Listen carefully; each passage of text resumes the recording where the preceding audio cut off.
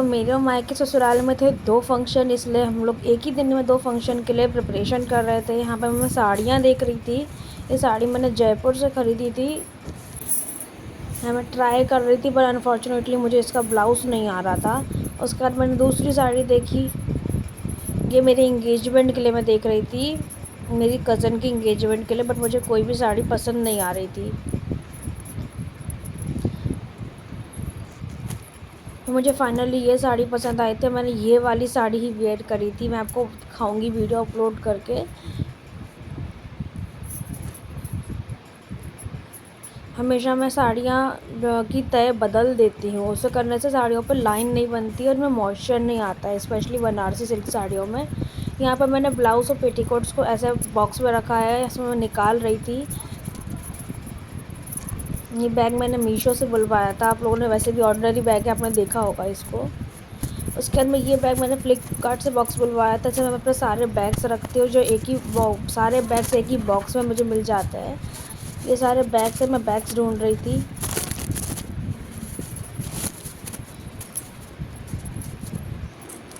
Final करी थी मैंने ये बैग, बट फिर मैंने इसको भी कैंसिल कर दिया था। तो ये बैग तो मैंने फ़ाइनल कर ही लिया था। फिर पिंक वाली पोटली मैंने फ़ाइनल कर ली थी। ये बैग भी मैंने ले जाते फिर कैंसिल कर दिया था। तो मेरे फ़ाइनल हुए थे ये वाले बैग, जो कि सारे भी नहीं गए थे, सिर्फ 2 गए थे।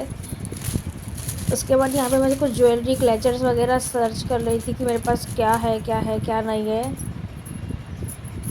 और 2 दिन के लिए मैं इतना सामान लेके गई थी कि मेरे हस्बैंड बोल रहे थे तुम इतना पहन लोगी 2 दिन में। मतलब एक दिन में 2 फंक्शन थे, तो दोनों फंक्शन में तुम पहन लोगी। हम लड़कियों का ऐसा ही होता है। ये बॉक्स मैंने फ़्लिपकार्ट से लिया था। मैरिज के टाइम पर मैंने लिया था, शादी के पहले। मैंने अपनी पूरी तैयारियाँ करके रखी थी, जैसे सब लोग करते हैं। जैसे मेरे पूरा मेकअप का सामान है, तो मेरे हर चीज़ का सेक्शन अलग अलग है, तो उसमें मुझे हर चीज़ एक जगह पे मिल जाती है। ये इस तरह का क्यूट सा लुक देता है। मुझे ये बैग बहुत अच्छा लगता है। तो ये थे मेरे final jewellery, clutcher, clip, makeup जो मैं लेके जा रही थी। फिर मैंने लिपस्टिक और लेन पेंट्स वगैरह निकाली कि भाई क्या लगाऊँ मैं। हमें तो हमेशा हर लेन पेंट और हर लिपस्टिक ही पुरानी लगती है। फिर इस तरीके से मेरे स्टोन वर्क वाले ईयरिंग्स को रखती हूँ या ब्रेसलेट्स को रखती हूँ कॉटन में। ऐसे रखने से उनकी चमक नहीं जाती है। मेरा कलेक्शन बहुत पुराना है, वो अभी तक ख़राब नहीं हुआ है, क्योंकि मैं उसे कॉटन में रखती हूँ, तो कॉटन से वो ब्लैक नहीं होते ना उनके स्टोन निकलते हैं।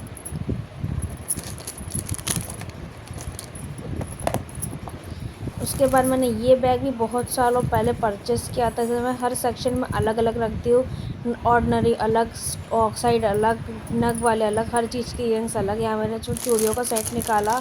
फिर मैंने चूड़ा निकाला, गोल्डन चूड़ा। मुझे बहुत दिनों से इच्छा थी कि मैं इसे कब पहनूँगी, और फाइनली मुझे वो टाइम मिला कि मैंने उस मेरी गोल्डन साड़ी पर गोल्डन चूड़ा पहना है।